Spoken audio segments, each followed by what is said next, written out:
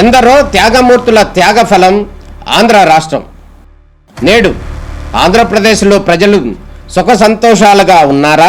ప్రస్తుతం ప్రజల మధ్య ఉన్న కులాల కుంపట్లు ఎవరి కోసం? చంద్రయాన్ రాకెట్ యుగంలో కూడా వర్ణ విభేదాలు దేనికి సంకేతాలు? రాజకీయ పార్టీల నేతలు ఏం చెప్తున్నారు? నేటి కాలంలో ప్రపంచాన్ని శాసించే మన యువత మేధాశక్తి ఏం కోరుకుంటుంది? తెలుసుకోవాలంటే ఆంధ్ర యువగలం. ప్రజల మాటే మా నోట.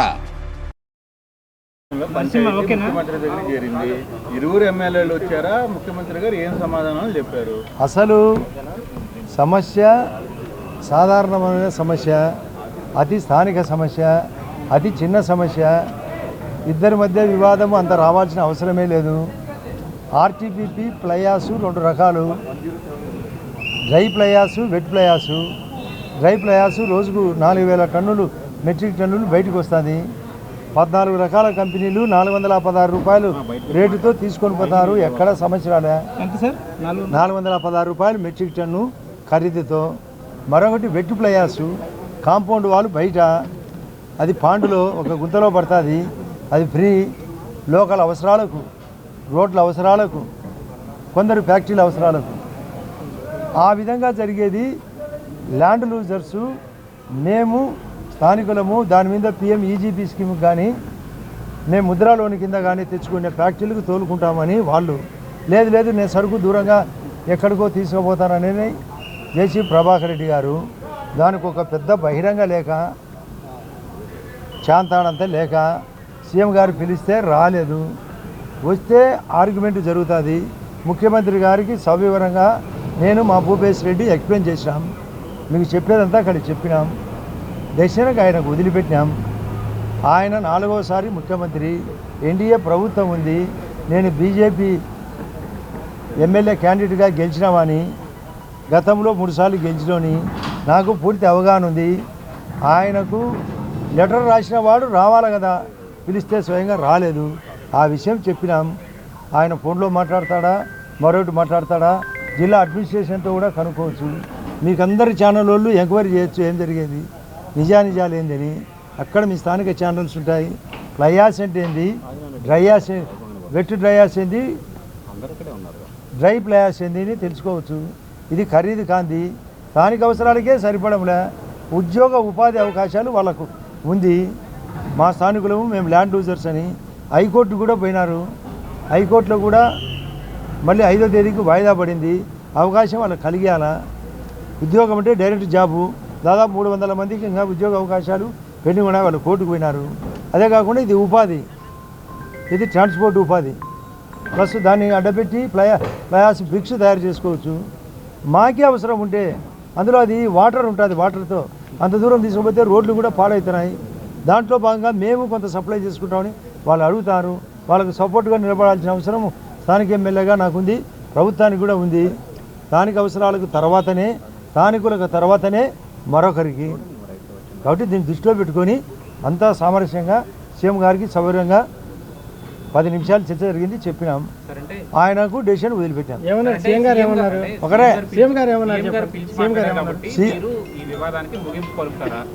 ఆటోమేటిక్గా సీఎం గారు సీనియరు, ఏ స్మాల్ డెసిషన్ మాట్లాడతాడు. మేము చెప్పినాం, ఆయనతో కనుక్కుంటాడు. ఒకవేళ ఆయన రాలే కూడా కనుక్కొని చెప్పగలడు. పోలీస్ డిపార్ట్మెంట్ ఉంది, రెవెన్యూ డిపార్ట్మెంట్ ఉంది, ఇంటెలిజెన్స్ ఉంది. అందరితో కనుక్కొని ఫైనల్ సొల్యూషన్ చెప్పగలడు. కాబట్టి ఆయనకు వదిలిపెట్టాం. అదే కనుక్కున్న తర్వాత ఇరు వర్గాల వాదన జరగాలి కదా. హైకోర్టు కానీ, సుప్రీంకోర్టు కానీ, లోకాయుక్త కానీ ఇద్దరు వర్గాల వాదన జరిగితే మేము మా వివరం చెప్పినాం. ఆయన వివరణ ఆయన కనుక్కోగలడు. ఆయన రాకుండా కూడా అక్కడ డిపార్ట్మెంట్ ఉంది, జెన్కో ఉంది, కలెక్టర్ గారు ఉన్నారు, ఎస్పీ ఉన్నారు, పోలీస్ డిపార్ట్మెంట్ ఉంది. లోకల్ పోలీస్తో జరిగేది ఏంటి కనుక్కొని డెసిషన్ తీసుకుంటాడు. సో ఇక్కడతో వివాదం ముగిసింది అనుకోవాలా? ఆటోమేటిక్గా సీఎం గారి డెసిషన్తో. అది చిన్న పాయింట్. మీరు పేపర్లో టీవీల్లో వచ్చే వార్తే కాదు, అది ఒక వార్త పెద్దది. సమస్య చిన్నది. సమస్య ఏం చేసినామంటారు మీరు? మీది కూడా ఎంతో ఉంటుంది. అయోధ్య ఇది పెద్ద అయోధ్య తీరు అనుకుంటారు మీరు. సమస్య ఏమని మీ కూటమిలో గొడవ కాదు, ఇక్కడ స్థానికుల అస్థానికుల సమస్య, స్థానిక సమస్య. మేము స్థానికులకు ఇంపార్టెంట్ ఇవ్వాల్సిందే. బీజేపీకి కాదు, అంతే ఎన్డీ అంతా ఒకటే. ఇది మాది, ఇది మాది అని, ఇది మాది మాది. మీరు చాలా మందికి పెళ్ళిళ్ళు కూడా జరుగుతాయి. మేము చెప్పినట్టే శాస్త్రీయంగా జరగాల పెళ్ళి అంటాడు పెళ్లి కొడుకోళ్ళు, పెళ్లి కూతురోళ్ళు మేము చెప్పినట్టే జరగాలంటారు. పెళ్లిలో కూడా జరుగుతుంటుంది. సార్ గతంలో వచ్చిన ఆనవాయితీనా ఇదేమైనా కొత్తగా వచ్చింది? ఆనవాయితీ కాదు, ఏం కాదు, స్థానికుల తర్వాతనే మిగతాది జరగాలి. ఎందుకు వచ్చింది కొత్తగా ఇష్యూ? కొత్తగా కాదు, స్థానికులకు వద్దు నేనే అంతా అంటాడు. నాదే రాజకీయం అంటాడు ఆయన. గతంలో అక్కడికి వెళ్ళేది కదా, అక్కడ గతంలో పోయేటప్పుడు ఈ స్థానికులకు వదిలిపెట్టిన తర్వాతనే పోయేది. ఇప్పుడు అంతా నో స్థానికులు. ఆ అల్ట్రాటెక్ అనేది తన ఏరియాలో ఉంది కాబట్టి నేనే టోటల్ సప్లై మా వాళ్ళకి అంటాడు. ఇంకేది కాదు, ఇక్కడ వీళ్ళకి కూడా వదలాలని మా వాళ్ళు అడిగినప్పుడు నేను మా వాళ్ళకి స్టాండ్ ఇచ్చాను కూడా. నేను అదాని మీద దాడి చేసిన సైలెంట్గా ఉండడానికి నేనేమి అదాని కాదు, నేను జేసీ ప్రభాకర్ అని చెప్పి మాట్లాడుతున్నాను. అతని దారి ఏందో, అతని దాని ఏంటి ఇక్కడికి వచ్చిండాలి కదా. ఇంత లెటర్ రాస్తే ఏమొస్తుంది అక్కడ? రావాలి కదా. పిలిచినాడు సీఎం గారు, 4వ సీఎం. వాళ్ళ కొడుకు అస్మిత్ రెడ్డి రావచ్చు కదా, కొడుకు కూడా ఉన్నాడు కదా పిల్లు. అతను రాలే, అనారోగ్యమో ఆనందమో మాకు తెలియదు, రానప్పుడు ఆయన పంపాలి కదా, చర్చ జరగాలి కదా. టీవీలో పేపర్లో రమ్మని, ఇద్దరు వర్గాలు రమ్మని బహిరంగ వచ్చింది కదా, చెప్పిన రెస్పాండ్ కావాలి కదా. రెస్పాండ్ కాలేదంటే అర్థం ఏంటి? రాలేక అంటే జనాలు రాక కాదు, శాంతి భద్రతల సమస్య కూడా అక్కడ ఏమీ లేదు. శాంతి లా ఆర్డర్లో ఉంది, నో లా అండ్ ఆర్డర్. లా ఆర్డర్లో ఉంటే లా అండ్ ఆర్డర్ ఎట్లా వస్తుంది? నేను నాకు ఆన్సర్ చెప్పాలా మీరు? అంటే లా ఆర్డర్లో ఉన్నప్పుడు లా అండ్ ఆర్డర్ అంటే ఏంటి? అన్ని బాగుంటే లేదు అంటే ఎట్లా? అన్ని బాగుంటే మిమ్మల్ని సీఎం పిలిపిస్తారు సార్. అయ్యా, ఇరు వర్గాలకు మధ్య సామరస్యంగా జరగాల, అది సీఎం గారి ఆనవాయితీ. పెద్ద మనిషి, రాష్ట్ర ముఖ్యమంత్రి, పార్టీకి సామరస్యంగా జరగాల కాబట్టి రమ్మన్నాడు. కాదు, ఆయన ఏమంటున్నారంటే నేను పార్టీ కష్టకాలంలో నేను పార్టీలో ఉన్నాను, ఆయన పార్టీని వదిలేసి బీజేపీలోకి వెళ్ళిపోయిన వ్యక్తి ఆయన మాట వింటాడా నా మాట వింటాడా అనేది ఆయన వాదన. బీజేపీలో ఒక తోడు బీజేపీ పార్టీ ఎన్డీఏ కూటమి. నా మాట, ఆయన కూడా కాంగ్రెస్ అయ్యి ఆయన కూడా టీడీపీలో చేరినాడు. నేను కూడా టీడీపీలో ఉన్నా, బీజేపీలో చేరినా. బీజేపీ కూటమి జరిగింది. ఈరోజు ఇదే అమరావతికి నిధులు రావాలన్నా, పోలవరం నిధులు రావాలన్నా కేంద్ర సహకారం అవసరమని ఆయనకు తెలియదా? అంతా ఒకటేని తెలియదా? ఎన్డీఏ కూటమి ఒకటేని తెలియదా? నిన్న ఎన్డీఏ మహారాష్ట్రలో కూటమిలో పవన్ కళ్యాణ్ గారు కూడా పోయి ప్రచారం చేసినారు, మా సత్యకుమార్ కూడా పోయి ప్రచారం చేసినారు, సీఎం గారు పోయి అనుకోకుండా ప్రచారం బ్రేక్ అయింది తమ్ముని మరణం వలన. కాబట్టి తెలియదా అంతా ఒకటే కూటమని? కూటమిలో ఉంటూ కూటమిని విమర్శించడం అనేది సహేతుకం కాదు. ఆయనకు ఏజ్ ఫ్యాక్టరో నేను రాజరేఖమో ఎవరికి తెలియదు. ఏం సార్ వరుసలు వివాదాలు అంతకుముందు భూపేష్ రెడ్డితో, మొన్న సీఎం రమేష్తో, ఇప్పుడు ఎంతో? భూపేష్ రెడ్డితో ఏంది? ఫస్ట్లో ఒకసారి గొడవ అయింది. ఎవరికి? మిగతా ఫ్యాక్టరీ విషయం, ఆదాని విషయంలో.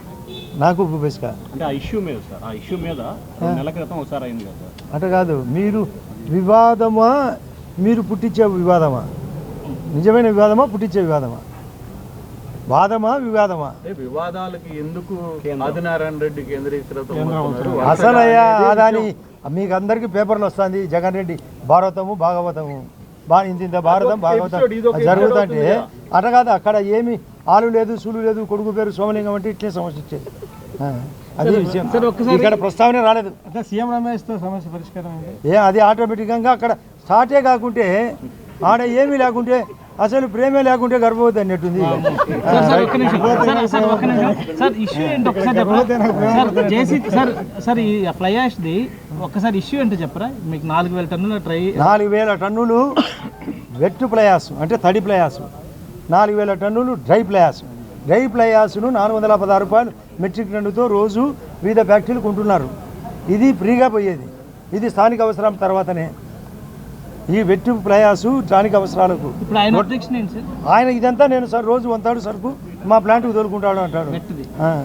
అది కానిపోయింది కదా. ఆదాయం కోసం కూడా చేస్తున్నాడు. అదే ఆదాయం కాదు, అతనికి అక్కడ వాళ్ళ మధ్య సామరస్యమో మరొకటో అది ఆయన అడగాలి.